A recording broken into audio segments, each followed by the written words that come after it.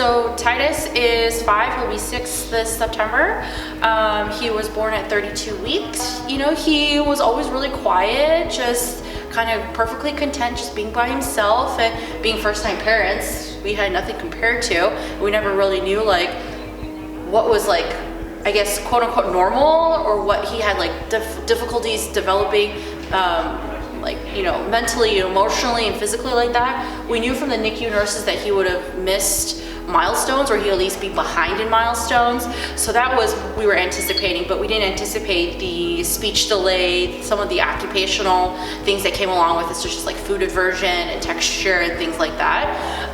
And then right around 2 years, the pediatrician threw out the word autism. First time parents, that seemed like a shock, like it was like an extreme potential reason why she was going, and she couldn't give us a reason why she was moving in that direction. And after a little bit more trials and tribulations, Easterseals like, hey, you know, we are gonna evaluate him, see where he's at, kind of what his therapy plan is, and then kind of come up with like when would be a good time for him to start his ABA therapy. And then that's like, what, almost 2 years ago? Was it almost 6 months ago? I'm waiting out here in the lobby, and he comes out the door and he's like, "Mommy," and I'm like, oh my God. That was like a moment. I'm gonna get really emotional. That was like a super big moment for me. Like all moms want to hear their kids say mama or mommy as their first word, and he knew that coming out of that door, and I'm just really, just amazed and really happy where he's at right now with his progress, though.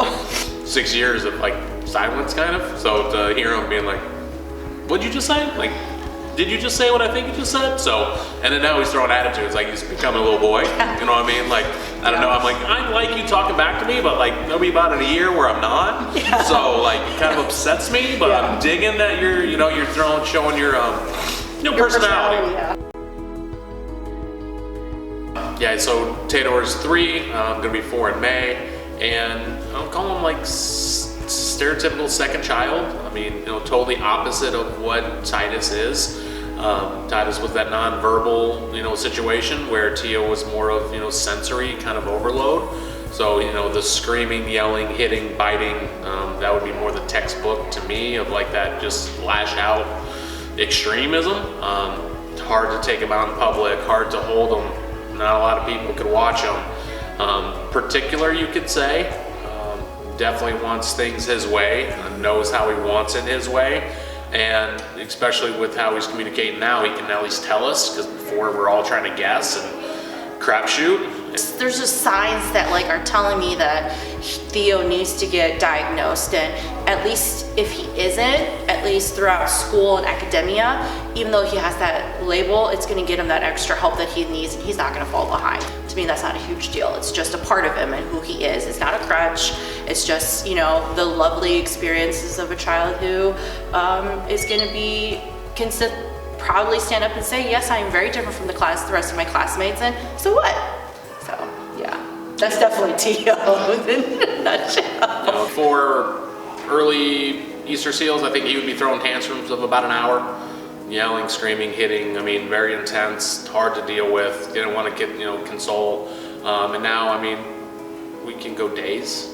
And I mean, if it's 5 or 10 minutes, it would be a lot. So, I mean, now it's, if he's having a bad day, you're like, man, we haven't had that in 6 months. Mm-hmm. So, you know, what are your hopes and dreams for your boys?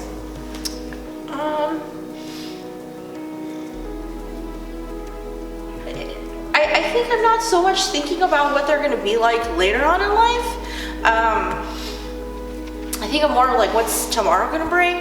And that's like, you know, just Titus just continue to speak really, really well, and just like not being the quiet one, because Titus is the quiet one, Teo's the loud one, and he's going to maybe be an engineer. You know, he's just so, he loves taking things apart, he likes putting things together, and like, they're gonna be great. Teo, hopefully we'll get a football scholarship, just because he's just built that way. Like, he's got a future either in wrestling or football. So, yeah.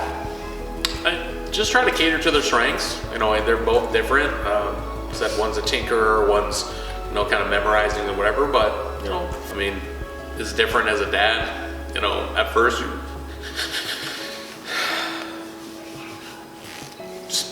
picture him doing varsity football or doing stuff like that. Maybe that's not in the cards. So again, it's kind of just about them, and it's not about us. So just want them to do as best as they can.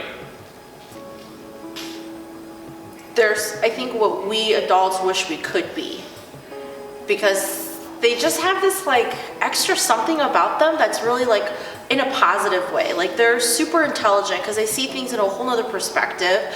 They attack life in a whole nother way, and almost like with a carefree freedom that, I wish I could some days I wish I could just do that. Go ahead and, do what you got to do to get there. And if you happen to be a little special in all sense of that word, then by all means be a little special.